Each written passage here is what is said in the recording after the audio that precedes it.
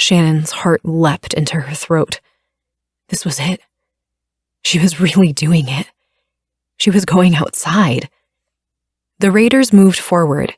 Now that Shannon was aware of the team's division, she noticed that Police Chief Emerton and a small band of raiders held back. The green team advanced, and she timidly trailed at the back of the group.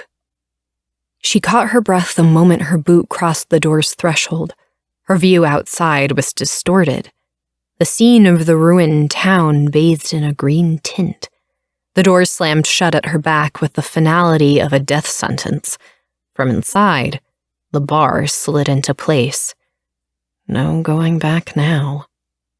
The raiders clustered together on the portico, sheltered behind the 4 columns at the top of the stairs.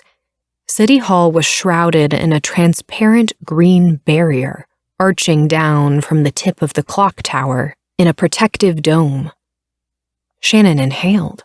The air carried a dank heaviness of smoke and decay. Her fingers tightened around the ectogun. As soon as the raid team stepped through the shield, it would be the only thing to protect her. Shannon gazed out upon the open cobblestone plaza, flanked on either side by a covered walkway along the boarded window fronts of abandoned shops and cafes. Cables stretched across the plaza, suspending broken lights above their heads. Shannon could remember summer night festivals when she'd swear the lights were floating in the air like will-o'-the-wisps. The far side of Town Square was penned in by a pathetic row of half-dead trees, separating the central fountain from Main Street. Shannon shuddered. She'd heard rumors that the fountain wasn't dry anymore, and from here, she could see the contorted bodies filling the basin, almost inhuman in their death poses. The stench of decomposition carried on the breeze. Ghosts had rigged the fountain to put on a hell of a show. Even from across the plaza, Shannon could see the weak jets of blood spurting upward from the basin. She flinched from a shadow darting on the other side of the transparent shield. The sky far in the distance glowed in bursts of green, blue, and violet to the sounds of faint screams and booming explosions. A man's chilling voice said, "Well, I see the vermin have crawled out of their hidey hole." Madison raised her ectogun. The rest of the group mirrored her, taking aim at 3 ghosts on the other side of the shield. Shannon studied the creatures with wary curiosity, while the other raiders looked down upon them with disdain. The leader was shirtless, and his burgundy cloak fell open to reveal his knotted muscles. White tattoos covered every inch of his burnt umber skin in lines that stemmed from a circular flame motif on his upper arm. The irises of his eyes glowed crimson. Half a step behind him lingered a smaller man, covered in a partial exoskeleton with bony spikes. The third ghost looked human, only her glowing blue eyes revealed her true bloodlines. Madison said, "We don't want unnecessary bloodshed. Let us pass." Shannon swallowed. She wouldn't have been able to speak so bravely. It was all she could do to hold the ecto-gun steady. She glanced at Trey, surprised to notice even his hand shaking. The whole raid team shifted with restlessness in the unnerving limbo of tension between peace and violence, mind reining in instinct with fingers curled over triggers. Shannon took a deep breath and tried to mimic Trey's braced stance, but she didn't dare release the safety on her ecto-gun. Not yet. She didn't trust her finger on the trigger. Her mind advised to stay still, but her body was in fight-or-flight mode. The ghost woman's lips peeled apart into a gleeful smile, and the leader laughed.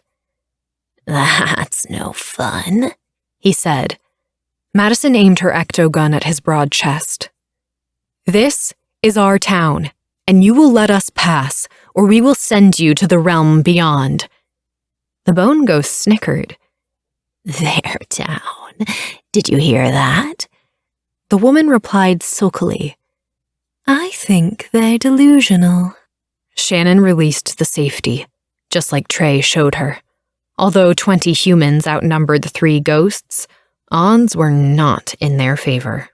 The ghosts here weren't really ghosts, at least not by true definition. They were mortal. Her mom preferred to call them demons, but Shannon wasn't sure that was accurate either. When humans first encountered the creatures with glowing eyes who could turn invisible, walk through walls, and manipulate ectoplasm in their hands, they were mistaken to be ghosts. The misnomer stuck, but these ghosts still had beating hearts. The conflicts between the races escalated when ghosts started kidnapping humans for the slave trade, and rumors leaked that Agent Kovac had been experimenting on ghosts and other creatures from the ghost realm.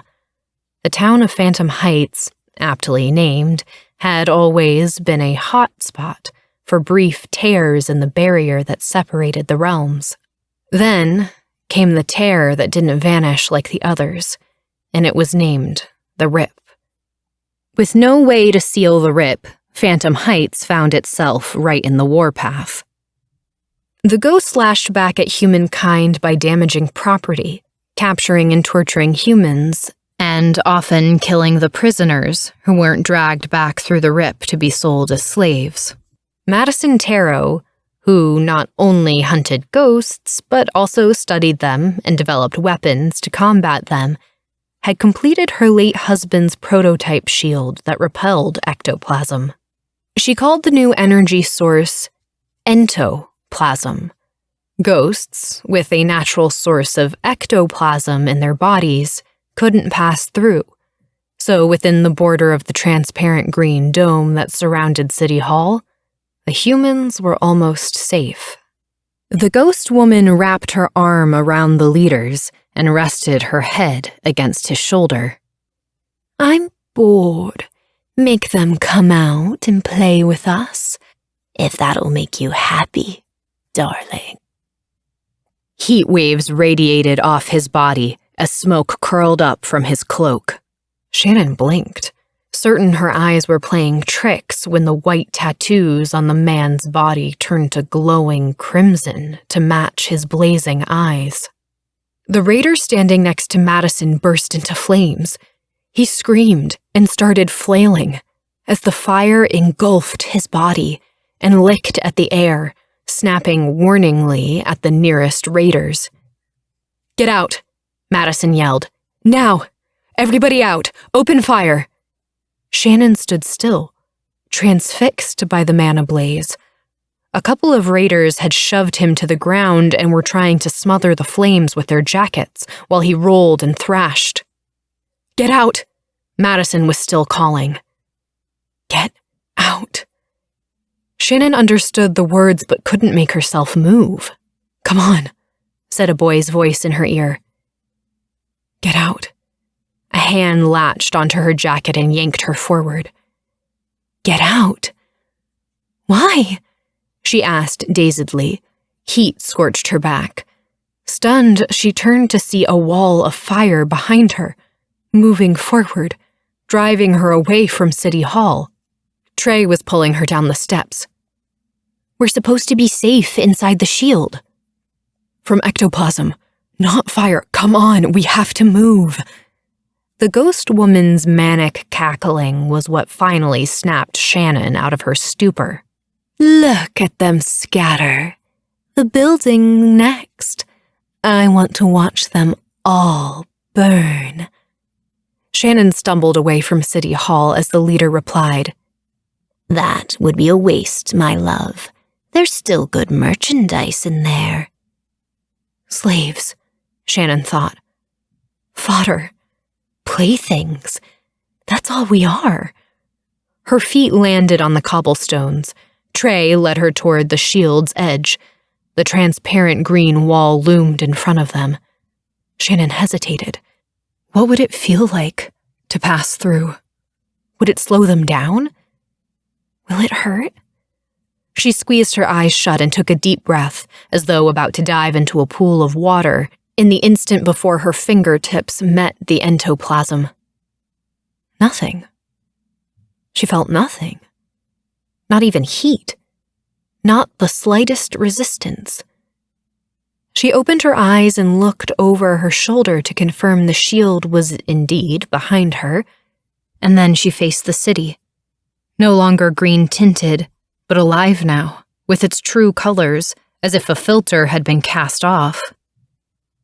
Trey and the raiders in front of her knelt to take aim, and Shannon suddenly found herself an open target. She fell to her knees.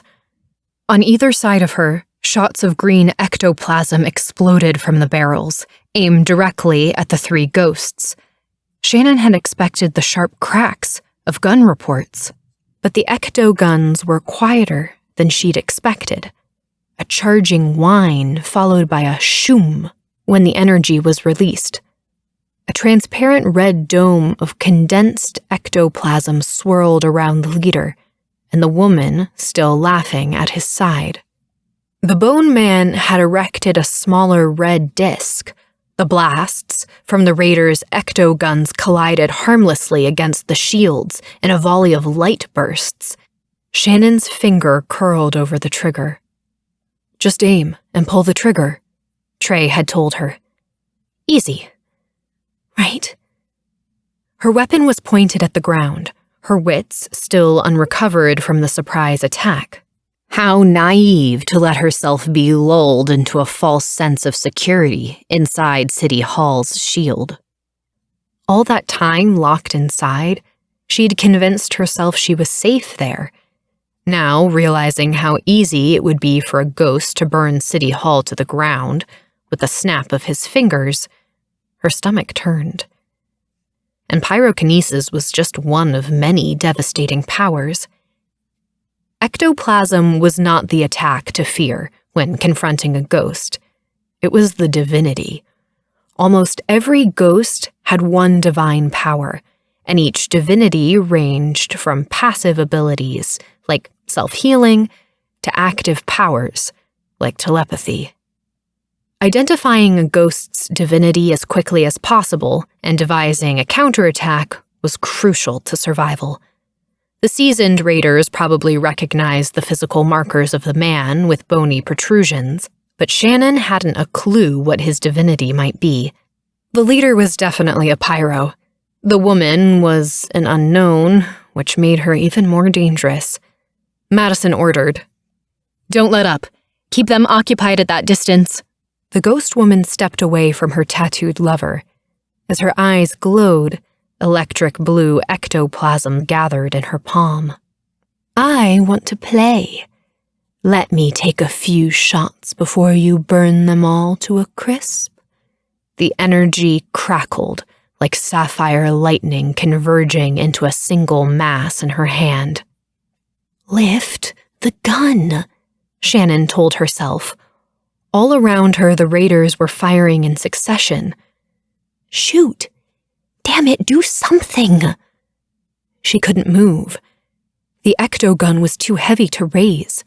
The leader let his domed barrier dissipate, so he could replace it with a round shield of red ectoplasm instead. The woman had room to return fire. At first, Shannon thought the female ghost must be a telekinetic because her ecto-gun was finally rising. It had been so heavy, and now it didn't weigh an ounce, as if her body suddenly knew how to wield it. Up, level, parallel to the ground, aimed at the woman's head. "Fire," she instructed herself. The leader's shield was partially disintegrating again, so the woman could unleash her ectoplasm at the raid team. "Pull the trigger." Her finger tightened around it. "Pull, now, do it now, pull the trigger." She couldn't. Shannon's lips parted as if in preparation to gasp or scream. She wasn't sure which. The red shield had opened. Before Shannon could make a sound, before the woman could release her power, a hulking, four-legged creature charged across town square, its glowing yellow eyes fixed on the leader. He turned, too slow to react, too slow to reform his shield in time. Shock contorted his face as fangs sank deep into his shoulder and jaws locked into place. In a petrified trance, Shannon lowered her ecto-gun until it pointed at the ground again. "Lunos!" cried the ghost woman. She fired her ectoplasm at the massive wolf beast instead of the humans. The energy struck the creature in the shoulder to no effect. She might as well have tossed a pebble at it. The embattled leader became intangible to free himself, and the wolf's teeth clicked together on air. The moment the ghost solidified, the beast was on him again. Long white fangs bared to tear into the neck flesh. The bone man rushed forward, fingers outstretched. "Don't let him touch you!" Madison screamed. The wolf didn't react quickly enough. Fingertips met fur. At the ghost's touch, the wolf convulsed with a sound like sticks snapping, or, in this case, rib bones. The animal whipped its head to the side, knocking away the bone man with the flailing body of the pyro still pinned in its massive jaws. The wolf jerked its head violently back and forth like a dog with a chew toy, until there was a sickening snap. The leader's limp body fell in a heap on the cobblestones. Shannon flinched at the jarring crack of a gunshot's report that echoed down the streets.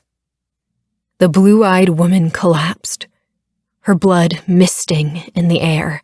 Madison's Glock still leveled at where she'd been standing just a moment before. Hackles raised, the wolf turned to face its final attacker, vengeance in its yellow eyes.